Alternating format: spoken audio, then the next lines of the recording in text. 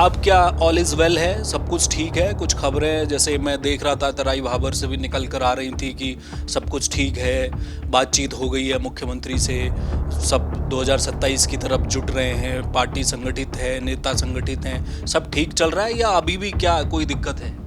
भूमाफिया अरविंद पांडे, मेरा पूरा खानदान भूमाफिया। लोगों को हमने छीना है, झपटा है, कब्जा किया है। गरीब बुक्सों को मार पीट के हमने कब्जा की जमीनें। मैं बस इतना चाहता हूं कि जो आरोप हम पे लगे हैं, मैं किसी को मना नहीं कर रहा हूं, बस हाथ जोड़ के विनती है। बिशन सिंह चुफाल का नाम की टिकट क्यों कटेगा भाई, उसके पीछे का कारण बता रहे हैं। बंशीधर भगत का क्यों कटेगा, कारण बता रहे हैं। कैबिनेट मंत्री हैं सतपाल जी महाराज, गणेश जोशी, उनका क्यों कटेगा? आपका बता रहे हैं कि भाई पार्टी के खिलाफ चले गए या कोई बयान दे दिया। चुनाव में 2027 में हम मोदी के नाम पे कब तक खाएंगे? हम कब तक मोदी जी के नाम पे हम सरकार बनाते आएंगे? और आपके लिए ये कहा जा रहा है कि खटीमा हरवा दी, किच्छा हरवा दी, बाजपुर हरवा दी। अगर जो खटीमा की सर्वे में बीजेपी हार गई है पहले से ही, तो क्या उसका दोषी भी अरविंद पांडे है क्या? खटीमा में क्या हारने की सर्वे में बात आई थी कि खटीमा हार जाएंगे? अरविंद पांडे को जेल जाना पड़ेगा। अगर नहीं दोषी हुए, अगर निर्दोष हुए, तो क्या आपको इस बात का डर है कि महज इन आरोपों की वजह से अरविंद पांडे का टिकट काटने की कोशिश हो रही है? 10,072 छेद हैं, वो मुझे क्या जेल भेजेंगे? इनकी औकात नहीं है, हैसियत नहीं है इनकी। और मुख्यमंत्री को बयान, इसमें मुख्यमंत्री जी को बयान देना चाहिए कि क्या उनको चुनाव मैंने हराने का काम किया है। क्या चुनाव से पहले उनकी विधानसभा की सर्वे हुई हैं, नहीं हुई हैं? तो सर्वे क्या बोलती हैं? प्रदेश अध्यक्ष जी को बोलना चाहिए। हमारे जो क्या है, धुरंधर जी, हमारे धुरंधर जो मुख्यमंत्री जी हैं, मैं उनसे निवेदन करना चाहता हूं, मुख्यमंत्री जी मेरी मदद करें। आपका जीवन भर मैं एहसान कभी नहीं भूलूंगा। मेरी ईडी के माध्यम से और सीबीआई के माध्यम से मेरे पे आरोप प्रत्यारोप लग रहे हैं, इसकी आप जांच करा दें, मैं आपसे विनती करना चाहता हूं।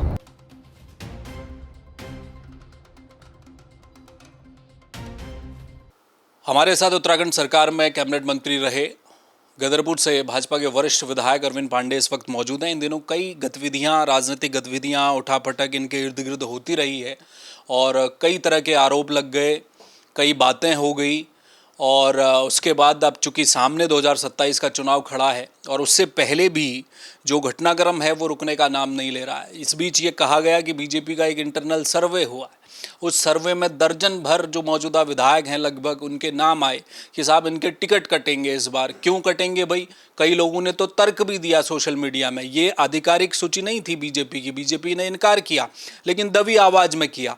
तो क्या ऐसी सूची में नाम आना, इस सर्वे को लेकर क्या विधायक सोच रहे हैं? क्योंकि विधायक अरविंद पांडे का भी उसमें नाम था, तो इसलिए एक सवाल मेरा जरूर इनसे बनता था। विधायक जी, सर्वे किया है पार्टी ने, आप तक सूचना पहुंची, क्या कहता है वो सर्वे? 2 फेज का अध्यक्ष बता रहे हैं कि सर्वे हुआ है, क्या निकल कर आया? जो सर्वे हुआ है उसमें क्या सही है क्या गलत है, ये तो जो हमारे संगठन की, पार्टी की परिपाटी है, जिस लेवल से सर्वे हुआ होगा ये वही बता सकते हैं कि सर्वे में क्या सच है क्या गलत है। और निश्चित ही मेरा ये मानना है कि मैं नहीं, हम इस भाव के साथ हम लोग संगठन का काम करते हैं। हमको लगता है कि 2047 तक जो हमारे देश के प्रधानमंत्री जी का जो सपना है कि 2047 तक भारत माता को आर्थिक रूप से विकसित बनाना है, तो इस भाव के साथ चलने वाले लोग हमेशा इस दृष्टि से काम करेंगे कि तीसरी बार भारतीय जनता पार्टी की सरकार उत्तराखंड में बननी चाहिए, डबल इंजन की सरकार बननी चाहिए, ताकि इस विकास के दौर में हम पीछे ना छूट जाएं। इस नाते उस सर्वे में मेरा नाम है या नहीं है, इससे कोई कहीं से कहीं तक कोई मतलब कम से कम मैं तो नहीं सोचता, मैं इस बात को नहीं सोचता।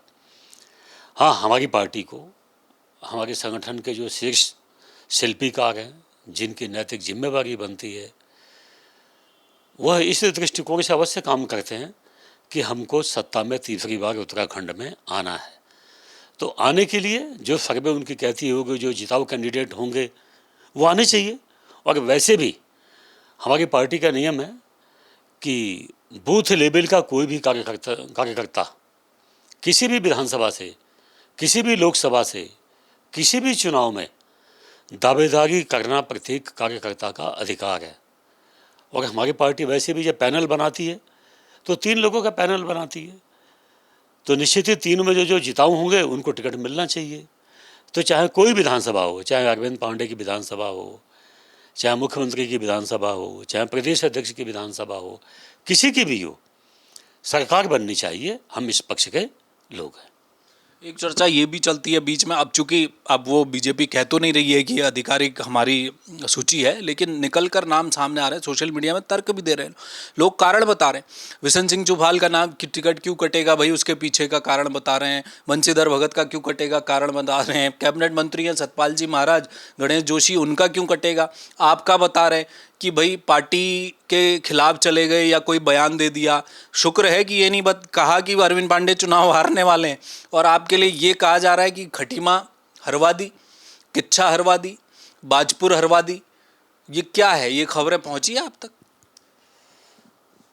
ये सब राजनीतिक बयानबाजियां हैं, इसका वास्तविक जीवन से कोई इसका मतलब नहीं है। जैसे कोई धारावाहिक चलता है ना, तो धारावाहिक वाले लिखते हैं कि इस घटना का वास्तविक जीवन से कोई मतलब नहीं है, ऐसे ही है। देखिए, मैं आपसे कहना चाहता हूँ, अभी भी हमारी पार्टी की परिपाटी है कि चुनाव से पहले, चाहे बीजेपी हो चाहे कांग्रेस हो, ये अपनी सर्वे कराती हैं, और 2-2, 3-3 सर्वे होती हैं चुनाव से पहले पहले।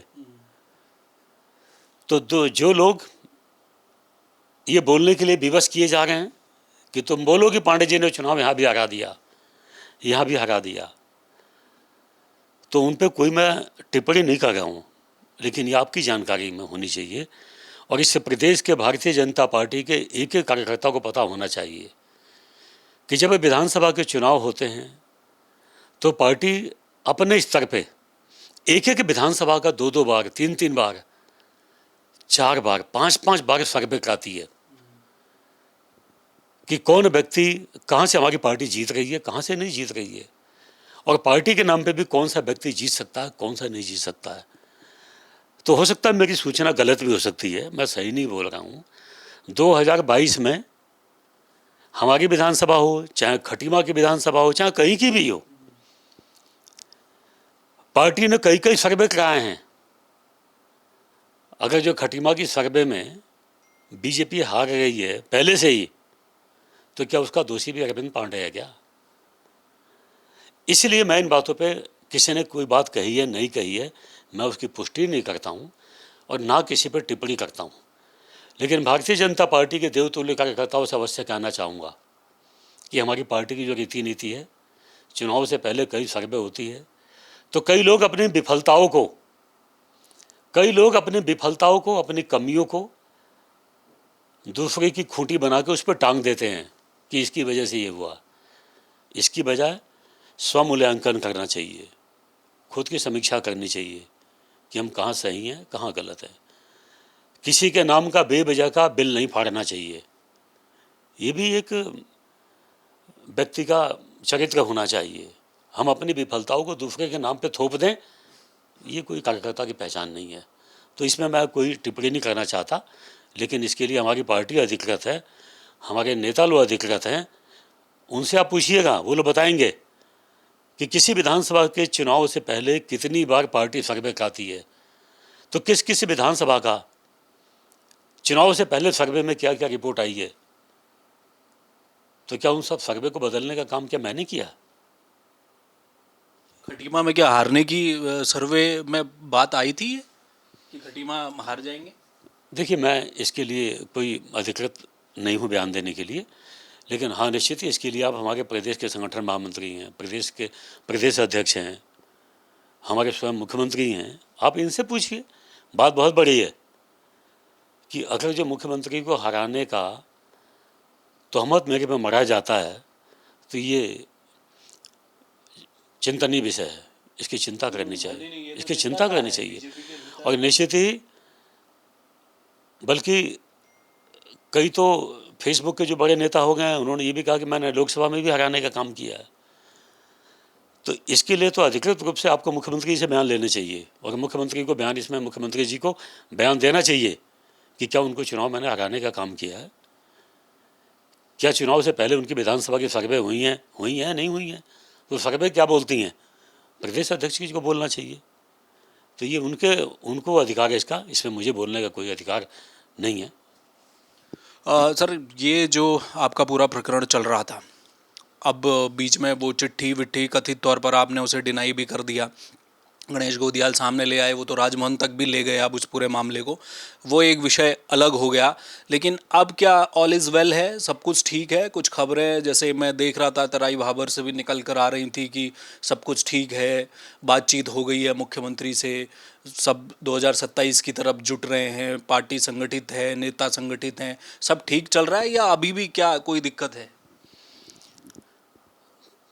दिक्कत ना पहले थी, ना आज है, और ना आगे आएगी। और रही बात किसी से हमारे संबंध हैं या नहीं है, विषय ये भी नहीं है। हम लोग स्वभाव बस फूफा, गुस्सा, नाराजगी, हम सब कुछ कर सकते हैं, ये हमारा अधिकार है। लेकिन जब संगठन का कोई निर्णय हो जाएगा तो हम लोग संगठन की प्रॉपर्टी हैं, हम उससे विमुख कभी भी नहीं हो सकते। मैं वो तो नहीं हूं कि जब सतपाल महाराज जी कांग्रेस में थे तो उनसे साठ गांठ करके उनको जिताने के लिए अपनी पार्टी को हरा दूं। मैं ये काम तो नहीं कर सकता। इसीलिए पार्टी की जो डिसीजन हो जाएगा संगठन का, हम उसके पहले स्वभाव बस गुस्सा नाराजगी होता है। हम देखो इंसान हैं, हम कोई भगवान नहीं है, हो जाती है। लेकिन जब कोई निर्णय होने के बाद हम लोग कभी भी पार्टी से अलग नहीं हो सकते। इसीलिए हमारे बीच में कोई किसी से कोई मतभेद नहीं है, और होंगे भी तो व्यक्तिगत होंगे ना। हो सकता है कि कई मामलों में कई लोग सही होंगे, मैं ही गलत हूँ। कोई आवश्यक थोड़ी कि मैं ही सब जगह मैं ही सही हूँ, मुझसे भी गलती होती है, मैं कई कई जगह गलत भी मैं होऊंगा। लेकिन इसका मतलब ये नहीं कि हम अपने संगठन, अपना परिवार, जिस संगठनात्मक परिवार से मैं आगे बढ़ा हूँ, जिससे पहचान मिली है, हम उससे अलग हो जाएं, ऐसा कभी भी नहीं हो सकता। और हम एक होके, व्यक्ति कोई भी हो, हमारे यहाँ व्यक्ति सेकंड पे है, फर्स्ट पे सबसे पहले देश, फिर पार्टी, फिर व्यक्ति। हम इस परिपाटी को मानने वाले लोग हैं। 2027 में निश्चित ही ऑल इज वेल, सब कुछ ठीक रहेगा। कुछ गलत है उसको भी ठीक किया जाएगा। सब लोग मिलजुल कर, जो मोदी जी का सपना है, जिस संगठन को यहाँ तक पहुँचाने में हमारे लाखों प्रचारकों ने अपना जीवन दान दिया है, जिनका नाम भी असंख्य लोग हमको यहाँ तक पहुँचाने में, हम लोगों का नाम को पहचान दिलाने में लाखों प्रचारकों ने अपने जीवन का दान दिया है। उनका नाम भी कई लोग नहीं जानते होंगे। तो जो उस संगठन को हम किसी कीमत पे अपनी छोटी मोटी बातों की वजह से हम नीचे नहीं होने देंगे। जो हम लोगों का योगदान होगा हम उसमें योगदान देंगे, और 2027 में 100% डबल इंजन की सरकार बनाएंगे, भारतीय जनता पार्टी की सरकार हम बनाएंगे।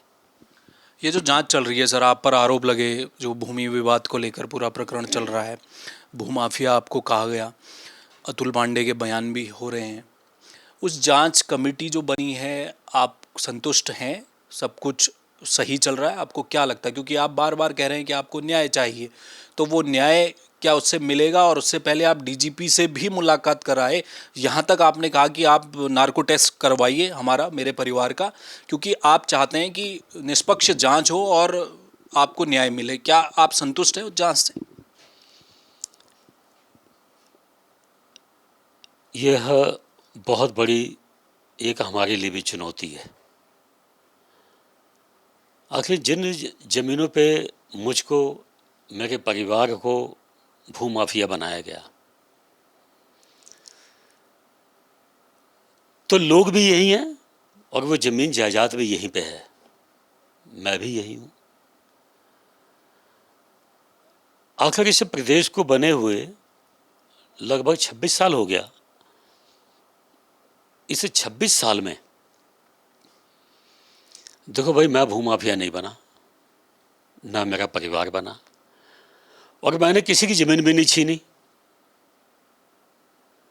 मैंने किसी को ज़मीन जबरन कब्जाया भी नहीं।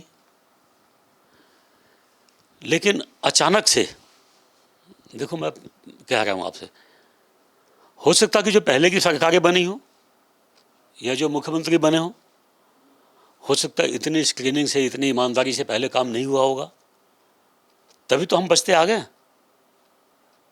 लेकिन आज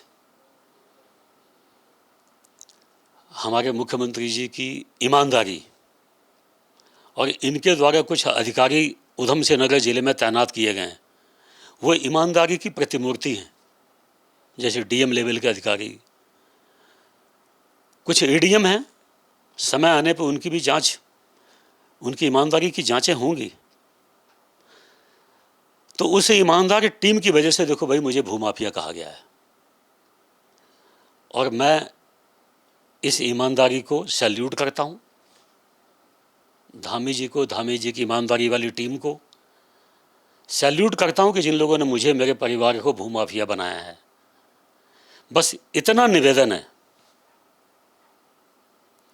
हमारे जो क्या है धुरंधर, हाँ, धुरंधर नई मूवी आई थी जो धुरंधर, जी जी जी जी, हमारे धुरंधर जो मुख्यमंत्री जी हैं, मैं उनसे निवेदन करना चाहता हूँ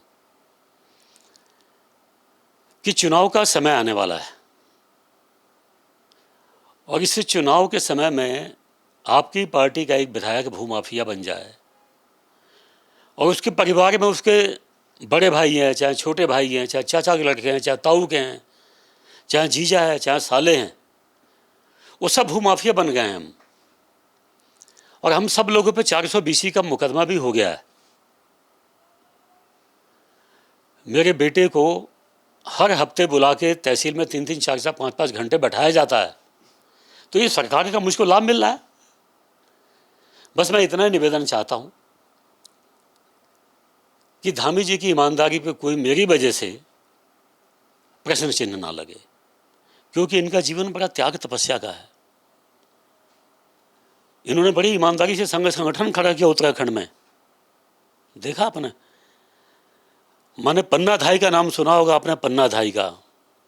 पन्ना धाई ने राज्य को बचाने के लिए अपने बेटे को बलिदान कर दिया।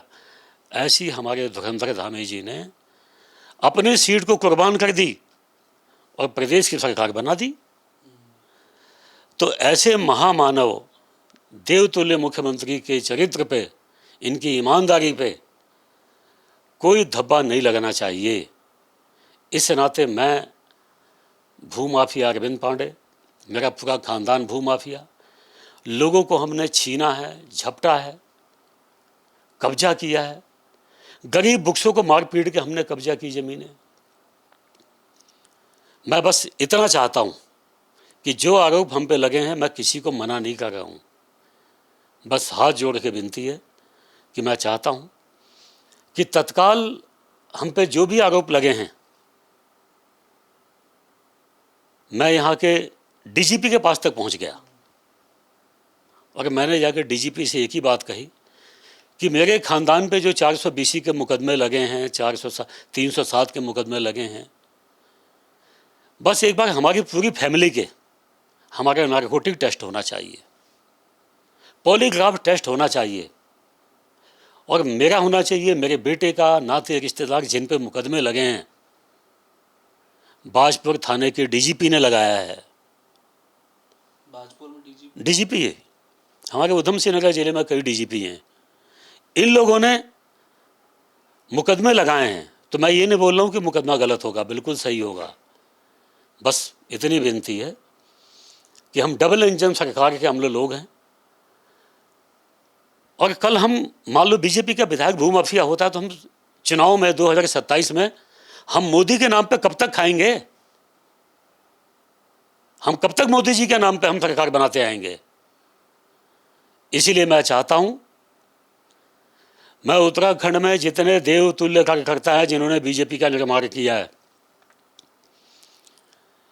जो संघ की शाखाओं में जाके कई लोग प्रताड़ित हुए होंगे लेकिन अपना लक्ष्य कभी नहीं भूले, मैं उन सभी कार्यकर्ताओं को साक्षी मान के मैं मुख्यमंत्री से निवेदन करना चाहता हूं कि मेरे पे जो मुकदमे लगे हैं, मेरे परिवार पे लगे हैं, जो मुझे भूमाफिया बनाया जा रहा है, एक तत्काल में इसकी एक सीबीआई की जांच मंजूर करवा देनी चाहिए। और मैं मुख्यमंत्री जी को आज या कल में मैं इस काम के लिए मैं पत्र भी भेजूंगा कि तत्काल मेरे मुझको और मेरे परिवार की एक सीबीआई की जांच होनी चाहिए। और उस सीबीआई जांच में कम से कम पॉलीग्राफ टेस्ट तो छोटा हो जाएगा, मैं नारकोटिक टेस्ट की बात कर रहा हूँ कि उस सीबीआई जांच में मेरे खानदान में जो भी व्यक्ति है सबकी नारकोटिक टेस्ट की जांच होनी चाहिए, ताकि हमने किसको मारा है, किसको पीटा है, किस बुक्सा परिवार को हमने सताया है, किसकी जबरदस्ती हमने जमीन छीनी है। एक दूसरा विषय कि मुझसे और मुझसे जुड़े हुए नाते रिश्तेदार हिंदुस्तान में कहीं भी हो, ईडी के माध्यम से हमारी चल अचल, नामी बेनामी, ये सब चीज़ों की एक जांच भी होनी चाहिए। ईडी के माध्यम से भी जांच होनी चाहिए कि मैं कैसा जीवन जीता हूँ, मेरे पे क्या क्या है, मैं अपने खर्चे कहाँ से चलाता हूँ, और मेरे परिवार पे जिन पे मुकदमे लगे हैं, हमारी सबकी एक सीबीआई जांच होनी चाहिए।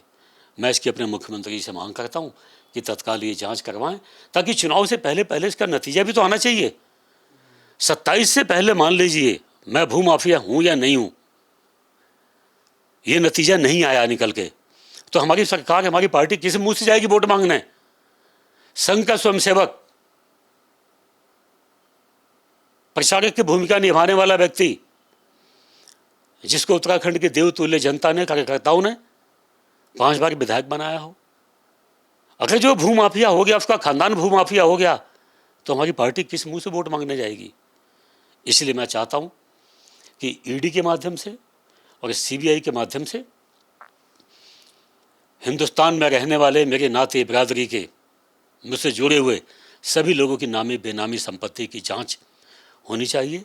बस निवेदन इतना है कि जो सीबीआई की जांच हो, नारकोटिक जांच हो, इसमें हमारे खानदान की तो जांच हो, लेकिन जिन लोगों ने मेरे पे आरोप लगाया है, कृपया उनकी भी नारकोटिक टेस्ट हो जाए, ताकि उनका आरोप सही है या गलत है। और इसमें मैं अपने प्रदेश के